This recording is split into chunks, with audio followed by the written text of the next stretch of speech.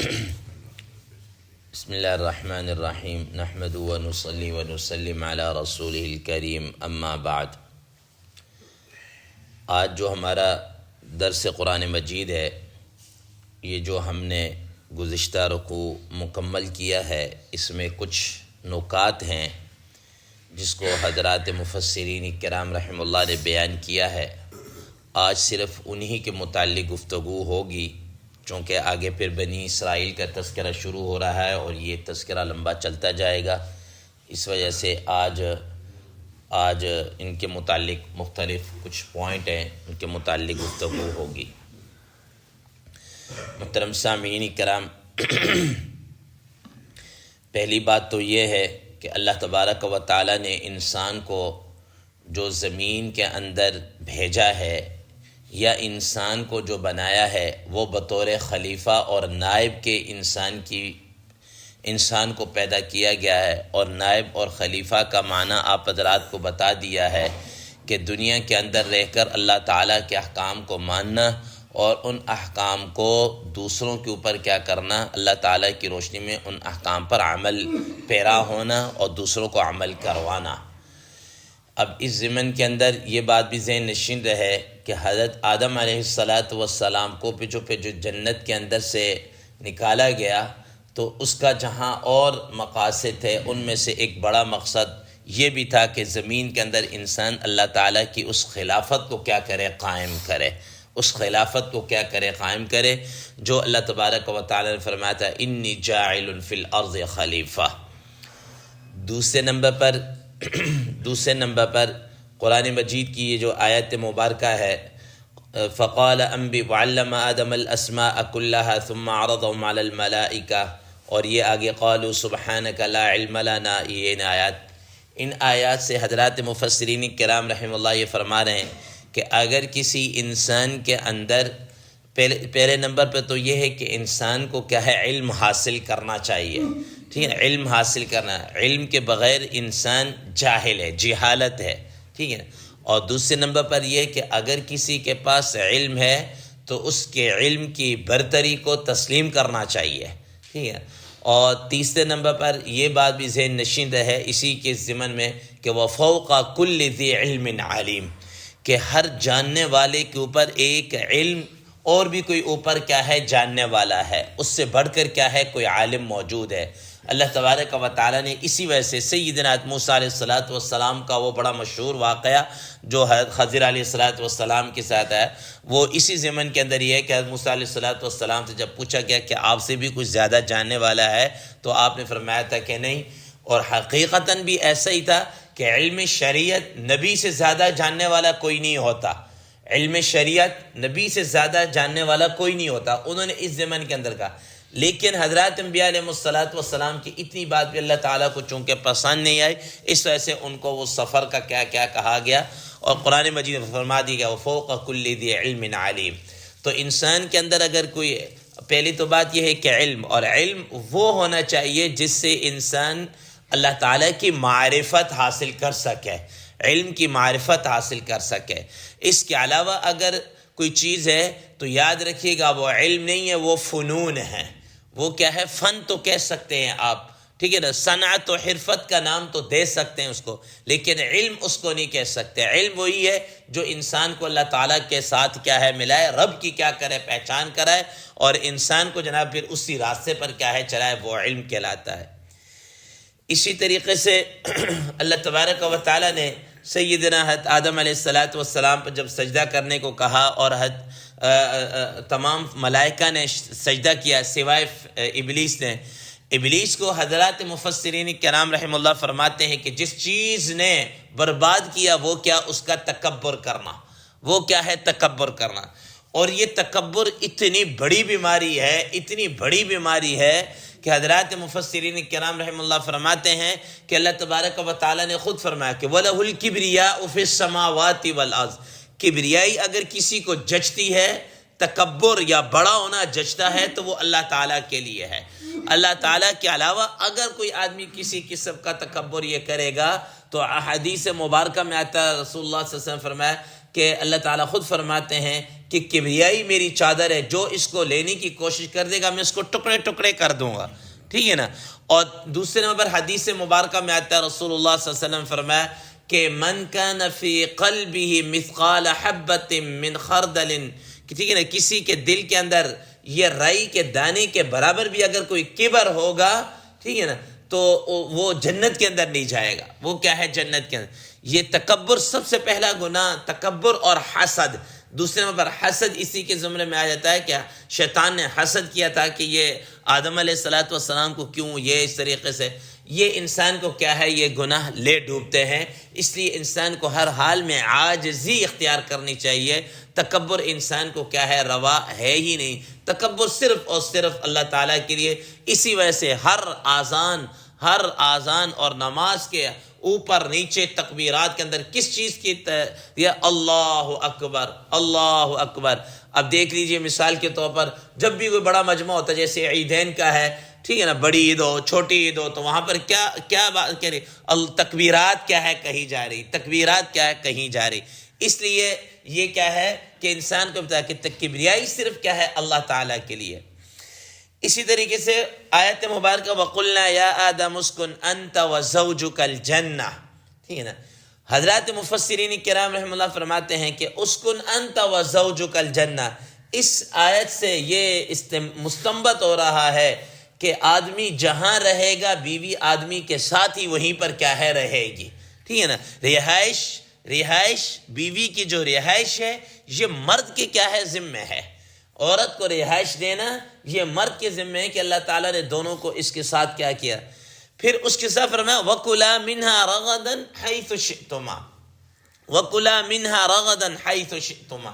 حضرات مفسرین کرام رحم اللہ فرماتے ہیں کہ اس آیت سے یہ مستنبط ہو رہا ہے کہ انسان جناب اللہ جو بھی کھائے بیوی بھی اس کی وہی کھائے، لیکن کچھ چیزیں ایسی ہوتی ہیں کہ بیوی آدمی کے غذا کے اندر تابع نہیں ہے۔ اگر اس کی کسی چیز کو کھانے کو یہ دل نہیں کر رہا، کوئی اور چیز کھانا چاہتی ہے تو وہ اپنی مرضی کے ساتھ کیا ہے کچھ بھی کھا سکتی ہے۔ وَكُلَا مِنْهَا رَغَدًا، وہاں پر جو مرضی کھائیں وہ کھا سکتی ہے اپنی مرضی سے۔ جناب اللہ بس اوقات ایسا ہوتا ہے کہ انسان کو جناب اللہ عموماً کھانے میں یہ چیز پسند ہوتی ہے، عورتوں کا ذرا ہوتی ہے کچھ چٹخارے دار چیز ہو کہ یہ جناب کبھی گول گپے آ جائے، کبھی جناب اللہ یہ کیا دہی بلے ہو جائیں، دہی بڑے ہو جائیں، یا کوئی اس طرح کی چٹ پٹی سی چیز ہو جائے۔ اگر اس کا اپنا طور پر اس میں دل کر رہا ہے تو وہ کیا ہے کھا سکتی ہے، کر سکتی ہے، بالکل وہ بعین ہی آدمی کی اور مرد کی غذا کے اندر کیا ہے وہ تابع نہیں ہے۔ اسی طریقے سے حضرات مفسرین کرام رحمہ اللہ فرماتے ہیں کہ حیث شئتما، اس لفظ سے یہ حضرات مفسرین فقہاء کرام حضرات محدثین کرام رحمہ اللہ نے یہ نکالا ہے کہ دیکھیں اللہ تبارک و تعالیٰ نے فرمایا کہ جنت کے اندر رہ کر جہاں کہیں سے بھی تم کھانا چاہو تمہارے اوپر کیا ہے کوئی پابندی نہیں ہے۔ فرمایا کہ اسی طریقے سے آدمی کے اوپر بھی اگر رزق کے سلسلے میں، کھانے کے کمانے میں سلسلے میں اگر وہ ایک جگہ سے ہٹ کر کسی دوسری جگہ جاتا ہے یا آگے پیچھے تو اس پر کسی قسم کی کوئی کیا ہے پابندی نہیں ہے، ٹھیک ہے نا۔ وہ جا سکتا ہے، وہ اپنے رزق کے سلسلے میں اور چلنے پھرنے کے سلسلے میں، کھانے پینے کے سلسلے میں، ویسے جناب اللہ تو وہ اس کو کسی ایک جگہ باؤنڈ یا پابند نہیں کیا جا سکتا۔ اسی طریقے سے حضرات مفسرین کرام رحم اللہ فرماتے ہیں کہ جب سیدنا آدم علیہ السلام سے وہ جو ایک غلطی ہو گئی، فرماتے ہیں کہ یہ اجتہادی غلطی ہے۔ یہ کیا ہے؟ اجتہادی غلطی۔ اور اس غلطی کے اوپر عصمت انبیاء کے اوپر کہ حضرات انبیاء علیہ السلام تو معصوم ہوتے ہیں، تو ان سے کیسے غلطی ہو گئی؟ اس بارے میں حضرات مفسرین کرام رحم اللہ فرماتے ہیں کہ یہ بات ذہن نشین رہے کہ حضرات انبیاء علیہ السلام جتنے بھی ہیں ان سے گناہوں کا صدور ہو ہی نہیں سکتا۔ بعض نے اگرچہ یہ کہا ہے کہ کیا کہتے ہیں گناہ کبیرہ تو بالکل نہیں ہو سکتا، لیکن گناہ صغیرہ ہو جائے یا اس طریقے سے فرماتے ہیں کہ جمہور حضرات علماء کرام مفسرین محدثین فقہاء کرام رحم اللہ یہ فرماتے ہیں کہ حضرات انبیاء علیہ السلام سے گناہ کبیرہ تو بڑی دور کی بات ہے، گناہ صغیرہ بھی نہیں ہو سکتا۔ گناہ صغیرہ بھی کیا ہے نہیں ہو سکتا۔ ہاں ان سے اگر کوئی ہو سکتی تو اجتہادی غلطی یا سہو اور نسیان ہو سکتا ہے، اور یہ سہو اور نسیان ہونا یہ بتقاضۂ کیا ہے؟ بشریت ہے. یہ بتقاضۂ کیا ہے؟ بشریت ہے. کیونکہ خود قرآن مجید میں اللہ تبارک و تعالیٰ نے حضرت آدم علیہ السلام کے متعلق فرما دیا وَلَمْ نَجِدْ لَهُ عَزْمًا کہ ہم فنسیہ ولم نجد لہ عزما. حضرت آدم علیہ السلام سے بھول سہو اور نسیان ہو گیا ہے. ہم نے ان کے اندر اس گناہ اور غلطی کا ہم نے کوئی بھی اس کے اندر کیا ہے نہیں دیکھا. اس لیے حضرات انبیاء علیہ السلام کیا ہوتے ہیں؟ معصوم ہوتے ہیں. کیونکہ انہوں نے امت کا کیا ہونا ہوتا ہے؟ مقتدا بننا ہوتا ہے. عام آدمی سے چلو یار کوئی غلطی ہے، اللہ تبارک و تعالیٰ ان کو کسی غلطی کے اوپر رہنے ہی نہیں دیتے، چاہے وہ اجتہادی ہی کیوں نہ ہو. فوراً ان کی کیا کر دی جاتی؟ اصلاح کر دی جاتی ہے. کیونکہ وہ امت کے لیڈر ہوتے ہیں، وہ امت کے مقتدا ہوتے ہیں، امت کے رہبر اور پیشوا ہوتے ہیں. ٹھیک ہے نا؟ تو ان کو اس پر کسی چیز کے اوپر نہیں رکھا جا سکتا. اسی وجہ سے میں نے آپ حضرات کو فرمایا تھا کہ حسنات الابرار سیئات المقربین. بس اوقات نیک لوگوں کی نیکیاں جو ہیں وہ مقربین کے گناہ شمار ہوتے ہیں. وہ مقربین کے کیا ہوتے ہیں؟ گناہ شمار ہوتے ہیں. ٹھیک ہے نا؟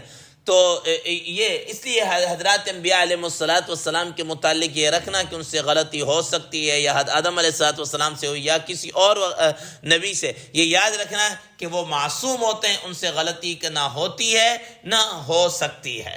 ٹھیک ہے. اسی طریقے سے فَتَلَقَّى آدَمُ مِن رَّبِّهِ كَلِمَاتٍ فَتَابَ عَلَيْهِ إِنَّهُ هُوَ التَّوَّابُ الرَّحِيمُ. حضرات مفسرین کرام رحمہ اللہ فرماتے ہیں کہ انسان سے گناہ کا ہو جانا یہ کوئی بڑی بات نہیں ہے.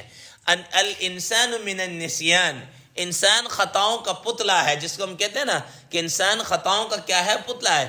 گناہ ہو جائے، لیکن گناہ ہو جانے کے بعد اس پر اڑا رہنا یہ اس پہ کیا ہے؟ بڑا جرم ہے. کہ انسان گناہ ہو جائے، گناہ ہونے کے بعد اس پر ڈٹ جائے یا اڑ جائے، یا اس کی کوئی نہ کوئی لاجک اور یہ اس طرح کا کیا کرنا شروع کر دے، کوئی لاجک پیش کرنا شروع کر دے، دلیل اور کٹ حجتی پیش کر دے، یہ چیز ٹھیک نہیں ہے. انسان کو جناب آدم علیہ السلام کے کردار کے مطابق غلطی ہو گئی، کوئی یہ نہیں کہ آگے سے کٹ حجتی اور دلیل دیں، بلکہ فوراً اللہ تعالیٰ کے حضور کیا ہے؟ توبہ طائب ہو جائے. ٹھیک ہے نا؟ کہ ربنا ظلمنا انفسنا یا رب انی ظلمت نفسی فاغفر لی، رب انی ظلمت نفسی فاغفر لی. سورہ قصص 20واں پارہ. یہ اللہ تبارک و تعالی نے خود یہ کیا ہے سکھایا، رب انی ظلمت نفسی فاغفر لی، کہ مجھ سے گناہ ہو گیا، مجھے معاف کر دیجئے. ٹھیک ہے نا؟ اور خود اللہ تبارک و تعالی نے فرمایا وَهُوَ الَّذِي يَقْبَلُ التَّوْبَةَ عَنْ عِبَادِهِ وَيَعْفُو عَنِ السَّيِّئَاتِ. ٹھیک ہے نا؟ کہ وہ اللہ تعالیٰ بندوں کی کیا ہے؟ توبہ کو قبول کرنے والا ہے اور گناہوں سے کیا ہے؟ درگزر کرنے والا ہے. ٹھیک ہے. انسان کو فوراً شیطان کی طرح اس پر کیا ہے؟ اکڑنا نہیں چاہیے. اسی طریقے سے حضرات مفسرین کرام رحم اللہ نے اس ضمن کے اندر یہ بات بھی لکھی ہے کہ انسان سے اگر گناہ سرزد ہو جائے تو یاد رکھنا اس گناہ، اس معصیت کی وجہ سے نعمتیں زائل ہو جاتی ہیں، نعمتیں سلب ہو جاتی ہیں. جیسے کہ سیدنا آدم علیہ السلام اور اماں حوا علیہ السلام کی اس قصہ سے کہ جب وہ اللہ تعالیٰ کی وہ فوراً اجتہادی جو غلطی ہوئی تو وہ جنت کا لباس اور وہ جو چیزیں تھیں وہ فی الفور کیا ہو گئی؟ ختم ہو گئی، سلب کر لی گئی. تو یاد رکھیے گا حدیث شریف میں آتا ہے کہ رسول اللہ صلی اللہ علیہ وسلم نے ارشاد فرمایا کہ جب انسان کوئی معصیت کرتا ہے تو اللہ تعالیٰ کی نعمتیں اس سے کیا ہے؟ چھیننا شروع ہو جاتی ہیں. اور قرآن مجید میں اللہ تبارک و تعالیٰ نے اسی چیز کو اس سے فرمایا وَمَا أَصَابَكُم مِّن مُّصِيبَةٍ فَبِمَا كَسَبَتْ أَيْدِيكُمْ وَيَعْفُو عَن كَثِيرٍ. ٹھیک ہے؟ جو تمہیں مصیبت پریشانی آتی یہ تمہارا ہی اپنے اعمال کا کیا درتا ہے. ٹھیک ہے نا؟ اور ایک اور مقام پہ فرمایا ذَلِكَ بِمَا قَدَّمَتْ أَيْدِيكُمْ وَأَنَّ اللَّهَ لَيْسَ بِظَلَّامٍ لِّلْعَبِيدِ.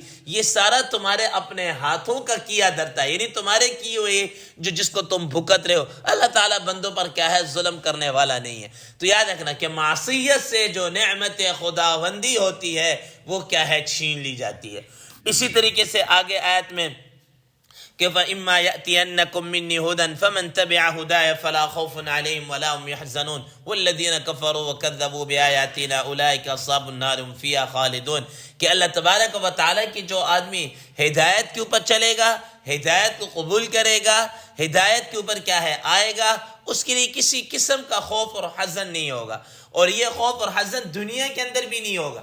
دنیا کے اندر مثال کے طور پر اس طریقے سے کہ انسان پر مثال کے طور پر کوئی مصیبت آ جاتی ہے، کوئی پریشانی آ جاتی ہے، جب اس کا ایمان ایسا ہوگا کہ یہ تو اللہ تعالیٰ کا حکم ہے اور یہ مصیبت تو آنی، پھر اس کو وہ خوف اور وہ حزن، وہ جو غم ہے وہ نہیں رہے گا، وہ اللہ تعالیٰ کی مشیت کے اوپر کیا ہے راضی رہے گا، اللہ تعالیٰ کی مشیت کے اوپر کیا ہے راضی رہے گا۔